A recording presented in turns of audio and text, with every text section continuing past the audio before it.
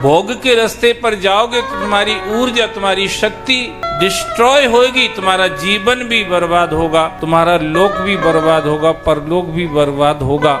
इसलिए योग के रास्ते पर चलो। अब जब अयाती को समझ में आ गया तो अयाती ने वापस आ करके अपने उसी छोटे बेटे को जवानी दे दी, क्योंकि उसने पिता की आज्ञा का पालन किया था, इसलिए कुछ नुकसान तो होना ही नहीं था उसका। जवानी ही नहीं दे दी। इन बाकी जो बेटे थे इनको तो किसी एक रीजनल माने प्रांतीय क्षेत्र का राजा बनाया, और जो मध्य क्षेत्र था, सबसे बड़ा क्षेत्र था, स्वयं जिस राजगद्दी पर बैठे थे महाराज अयाती, वो गद्दी इस छोटे बालक पुरु को ही दे दी। और स्वयं देवयानी को लेकर के जो अभी तक भोग भोगने में लगे थे, अब दोनों योग में प्रवृत्त हो गए महाराज। पति पत्नी दोनों योग में प्रवृत्त हो गए, और ऐसा करके उन्होंने भगवत धाम को प्राप्त कर लिया।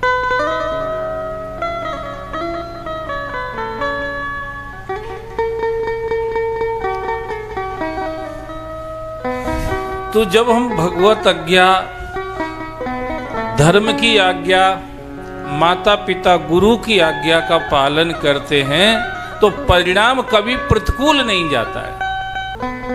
मधु और केटब को जब भगवान ने कहा कि ठीक है हम वरदान मांग रहे हैं, आप ऐसा वरदान दे दो कि हमारे हाथ से मर जाओ, तो मधु केटब ने दिमाग लगाया, यार अपन ने वरदान देने की बात करके अपने खुद के लिए ही अपन ने कांटे गाड़ लिए, अपना ही रास्ता बिगाड़ लिया, अब क्या करना चाहिए।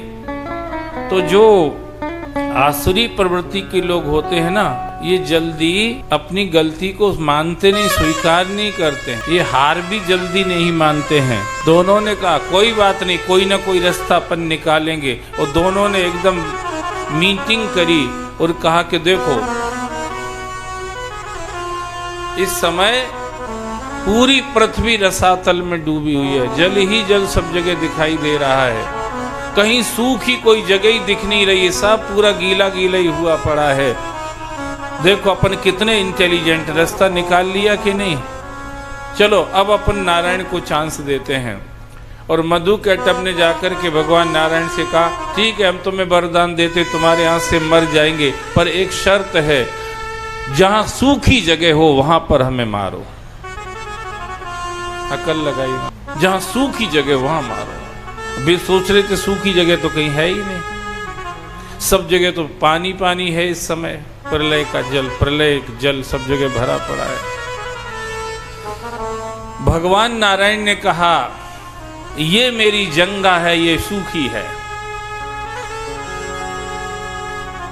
इस पर कोई जल नहीं, ये सूखी है, यहां तुमने वचन दिया इसलिए यहां पर अपना सिर रख दो।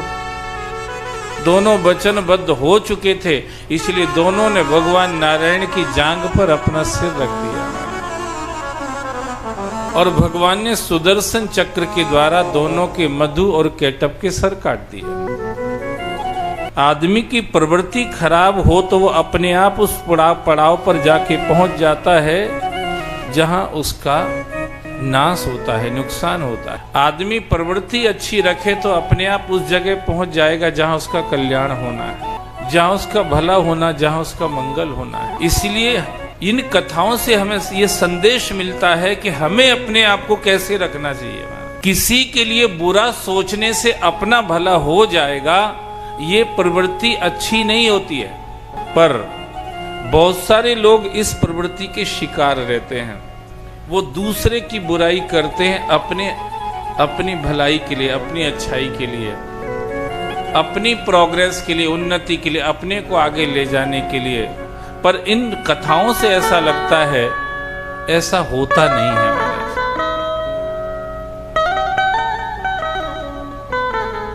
आप दूसरे का नुकसान करके अपना कल्याण नहीं कर सकते। आप दूसरे की निंदा करके अपने आप प्रशंसा के पात्र नहीं बन पाएंगे। आप किसी और की बुराई कर रहे हैं तो आपकी भलाई होगी, ये सपने कभी नहीं देखना चाहिए। आप किसी का बुरा कर रहे हैं, आपका भला होगा, ये विचार कभी नहीं आना चाहिए, हो ही नहीं सकता है।